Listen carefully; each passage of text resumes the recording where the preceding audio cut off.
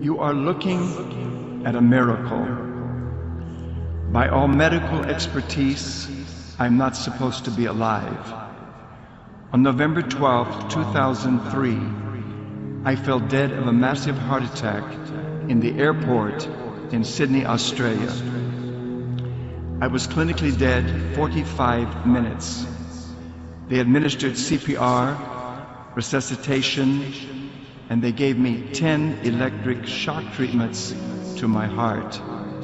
In the United States, they give 3 shock treatments and they stop. In Australia, they give 4 shock treatments and they stop. They gave me 10 electric shock treatments to my heart. The blood had coagulated already in my hands and my arms, in my feet and my legs. There was absolutely no hope for me at all. I was just a corpse. They took my body and put it on a stretcher and carried it to an ambulance. And the paperwork had been finished, and it was DOA, dead on arrival at the hospital. But in the ambulance, on the way to the hospital, when all that medical science knew to do, and with all that was at their disposal to administer, it did not work.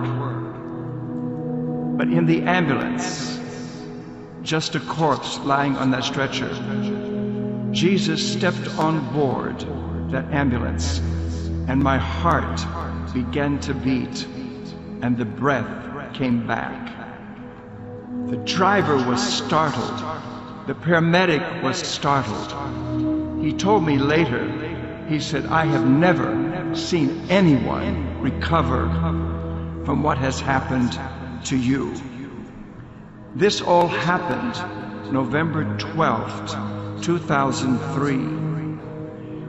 After several weeks in Australia, I returned to the United States, to my home, by myself because I was totally healed. In 2004, I went to a hospital in Jackson, Tennessee for just a major checkup, and they gave me a complete blood lipid profile: triglycerides, LDLs, HDLs, cholesterol, etc. In a couple of weeks, I went back for the results, and when I walked in, the doctor looked at me and he said, "Your results are absolutely excellent." He said, "But Reverend, we now can check the DNA in a person's body. We decided to check your DNA."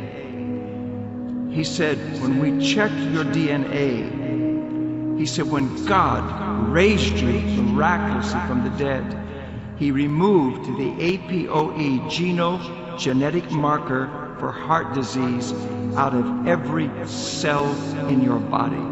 He said, "That is impossible. It's impossible." He said, "Only God could do such a thing." He said, "When God healed you and raised you up, He totally, miraculously healed you."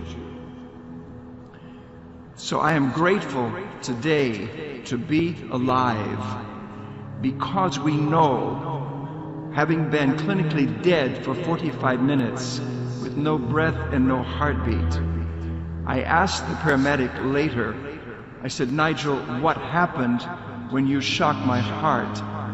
He said, "It would beat 3 or 4 times and it would stop."